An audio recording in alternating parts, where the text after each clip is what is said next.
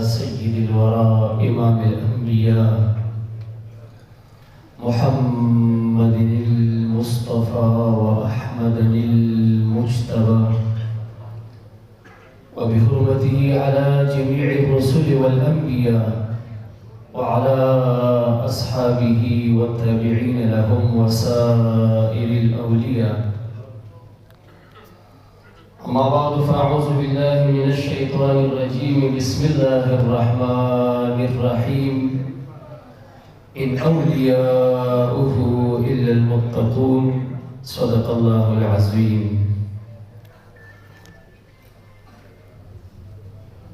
كان دا علوم دا عرفانو پیر ارچی اخونزادا سیف الرحمن و پیر ارچی کان دا علوم دا عرفانو پیر ارچی اخونزادا سیف الرحمن و رضی اللہ عنہ پیر ارچی بیشک سلطان الاولیاء ہرچا منلے بیشک سلطان الاولیاء ہرچا منلے دارن استاد العلماء ہرچا منلے وارث د پاک نبی سلطان و پیر ارچی اخونزادہ سیف الرحمن و پیر ارچی صاحب دیر لے فراست و خبر شدرینا صاحب دیر لوی فراست و خبر شترینا دارن صاحب د بصیرت و خبر شترینا زکا منل طول جہان و پیر ارچی اخونزادہ سیف الرحمن و پیر ارچی. وقال الله عز وجل في شان حبيبه ونبيه وسفيه وخليله تعظيما وتكريما مخبرا وآمرا إن الله وملائكته يصلون على النبي يا أيها الذين آمنوا صلوا عليه وسلموا تسليما. اللهم صل وسلم وبارك على حضرة سيدنا وسندنا وحبيبنا وشفيعنا وكريمنا ومرشدنا ومولانا وأعلانا وأولانا ومأوانا وملجانا ومنجانا محمد وآله وصحبه وبارك وسلم عليه. اجازت صدر مجلس اور شریف حضرت مبارک سے رحمت اللہ تعالی علیہ سیدی و سندی و حبیبی و مرشدی و مربی پیر طریقت و رہبر شریعت استاذ العلماء حضرت حیدری سے مبارک قدس سره جناب سيدي وسندي وحبيبي وقرة عيني ومرشدي ومربي شيخ القرآن والحديث جناب مولانا حمید جان سے مبارک قدس سره جناب سيدي ومرشدي ومربي ومشفقي جناب حضرت یارجان سے مبارک قدس سره او د ټولو شاهزادګانو مخدوم زادګانو خلفاو په اجازت د مبارک سے رحمت الله تعالی علیه چې څنګه د مناقب د صفاتو د بیانولو حق دی ازمون د وسنه بهر خبره ده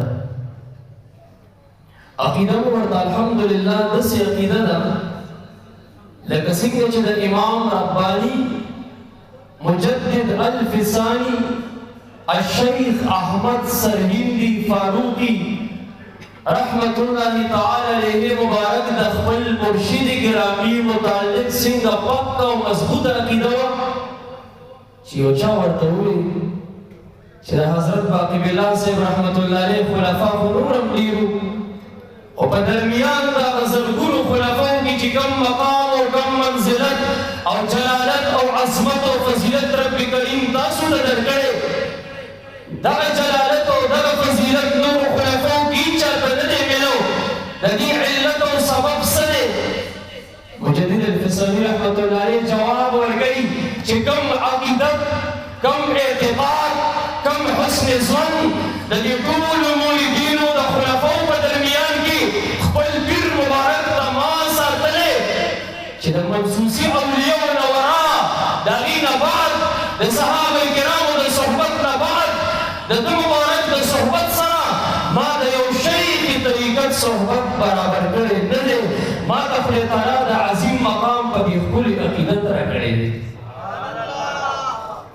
عقیده د مبارک صاحب باره کې زمونږ هم دغه ده چې د منسوسي اولیاو نه بعد د ده مبارک غوندې ولی الله نه به قبر تېر شوی نه به په آباد کې د قیامت د سبا پورې د ده غوندې یو کامل ولی الله تشریف فرمایش عظیمه هستي وه د ده مبارک صفات چې مقام د عبدیت باندې خدای تعالی مشرف ګرځولی مقام د رسوخ ورته میلو وارث کامل د حضرت رسول الله صلی الله علیه وسلم مبارک په خپله فرمایل چې وارث هغه چاته وایي چې د مورث مال منقول مال غیر منقول کې دی حصه ولري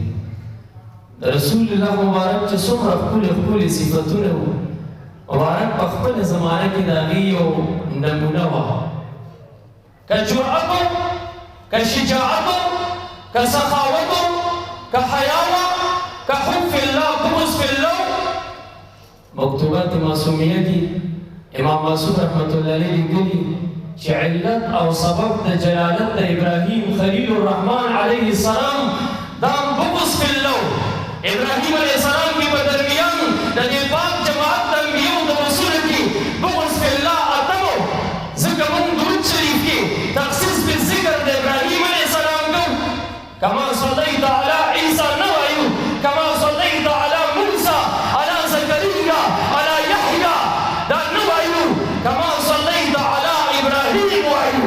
دا تخصيص بالذكر بدي درود شريف کې چې ابراهيم عليه السلام راغلی دا چې ابو الانبياء ورته وایي دا چې امام الموحدين ورته وایي د دې سبب هغه اتمې طریقې سره وجود د بغض فی الله کبیر مبارک وکړي مبارک صاحب رحمت الله تعالی علیه په حب فی الله بغض فی الله کې شهرت لري لکه څنګه چې ما نه مخکې حضرت مفتی صاحب مبارک تاسو ته وفرمایل کمال کتلی مولانا صاحب مبارک د دې ته فرمایل چې اخوندزاده صاحب مبارک تاسو ته چې الله تعالی دا دومره عظیم مقام درکړی دی د حب فی الله د بغض فی الله د وجې درکړی قرب د نوافل قرب د فرایض او جمع بین القربین مبارک صاحب ته حاصله وه د تصوف کتابونه یو جزیه څېړلې چې معارف افضل دي او که خوارق افضل دي معارف افضل دي ځکه چې معارف عبارت دی د کشف د اسرارو د ذاتو د صفاتو د باری تعالی جل وعلا او خوارق عبارت دی د کشف د احوالو د مخلوق نه نو څنګه چې خالق د مخلوق نه افضل دی نو داسې متعلق د هغه کشف چې هغه معارف دي چې د ذات او د صفاتو د باری تعالی جل وعلا شانه سره تعلق لري دا مقصد دی د خوارقو نه او مقصد دا نه دی چې په شان د معتزله موږ د کراماتو نه انکار وکړو لکه مبارک صاحب رحمت الله علیه داسې شخصیت صاحب د معارفو صاحب د خوارقو لکه څنګه چې ورته کشف د اسرار د ذات او د صفاتو په اتمه وجه باندې حاصل د زمانې یو داسې شیخ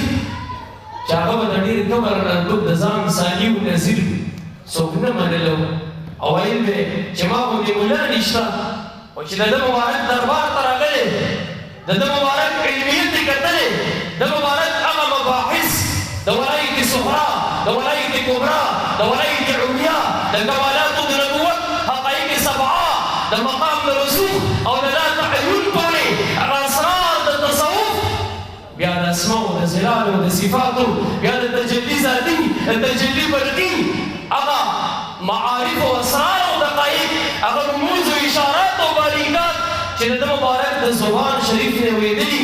انګوش په دندان ورته ګرځېدلی او تسلیم شوی دی ورته الله ورته چې کوم معارف دی مبارکو ته ورکړي د هغې نظیر او ثاني نه وه او بیا کوم کشف د احوالو د مخلوق چې ورته حاصل دا غیم یو چا ورته وویل چې قربان تاسو به د رسول الله مبارک صلی الله علیه وسلم دیدار په خوب کې څو کرتې کړی مبارک ورته داسې جلال کې راځي چې ساده سړیا ما نه د ویښې پوښتنه وکړه چې محمد عربي صلی الله علیه وسلم یې په ویښه څو ځل لیدلی دی مبارک داسې یو جامع شخصیت و قاضي صلی الله علیه رحمت الله علیه ارشاد الطالبین کې د انسان دو قسمه کمالات ذکر کړي په اول فصل کې ظاهری کمالات او باطنی کمالات ظاهری کمالات صحت د عقیده او صحت د عمل باطنی کمالات فنای قلبی حاصلول او بیا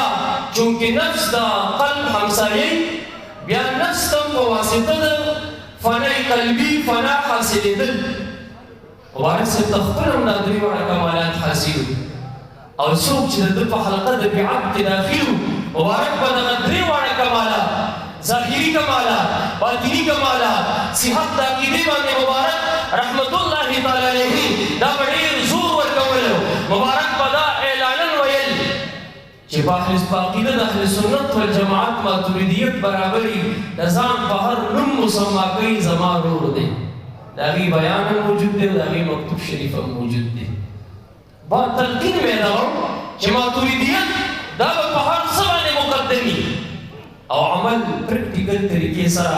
هغه وخت زموږ نه دی هېر چې نعمان فضلي صاحب شهید رحمت الله تعالی علیه ته به وي کله کله بعضې د اعراضو د عنصرو موقع باندې چې د خلکو ته د علمګیري په حواله د مونځ طریقه وښایه لاسونه به اول تکبیر سره سیند اوچتوئ مبارک به د عمل اسلام د موریدانو کوله چې دا ټولې ګوتې فلیوجه جمیع اعدائه القبله دا حدیث شریف صاحب د هدایي ذکر کړی درایي او عنایي وغیرې تخریج هم کړی ولو که بعضې علما پرې سندن جرح هم لري لیکن ضعاف فضایلو د اعمالو کې ترغیباتو کې ترهیباتو کې دا مقبول بالاجماع دي علامه نووي ابن حجر اسقلاني وغیره وغیره په دې باندې اجماع نقل کړي د مبارک صاحب د زبان شریف نه ما د حدیث شریف اورېدلی دا ګوتې به اول تکبیر سره چې د غوږونو دې نرمو ته دا غټې ګوتې لګوي دا ګوتې به قبلې ته برابري مبارک به فرمایل بیا به د ښي لاس تلې د ګس لاس مړوند باندې کېښودلی شي دا درې ګوتې به سیده راوستلی شي دوه ګوتونه به کاڼۍ جوړه کړي د نامه لاندې به دا کېږي په قیام کې به د سجدې ځي ته ګوري په رکوع کې به قدمونو ته ګوري په سجده کې به ارنبة الانف د پوزې نرمۍ ته ګوري په قاعده کې به غېږې یا سینې ته ګوري دا ټول تلقینات مونږ یا کتابونو کې لوستلي هم نه وو دا د مبارک صاحب د صحبت نه خوله په خوله مونږ زده کړي او اورېدلي وو او د مبارک په صحبت کې زرګونه خلک لا تعد ولا تحصى خلک د ولایت په هغه اوج او اقصا او نهایه مقاماتو باندې الله تعالی مشرف او فیض ګرځولي دي چې د هغې نمونې او د هغې مجسمې زموږ او ستاسو په وړاندې تشریف فرمایي دي چې اهل بیت په اول صف کې پکې داخل دي الحمدلله علما صلحات قیام په ګډ تعداد کې تشریف فرما دي صرف د خپل پیر مبارک نامه د امتصال په خاطر دا چند کلمات مې د حصول ثواب په نیت ستاسو په خدمت کې عرض کړل طرفه د صوت او بېادبي شوي د هغې عفو غواړم وما علی الا البلاغ المبین